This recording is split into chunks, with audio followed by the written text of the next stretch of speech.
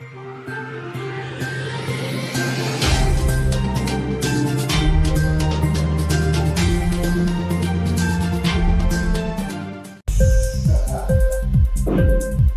TV prime time news కి స్వాగతం.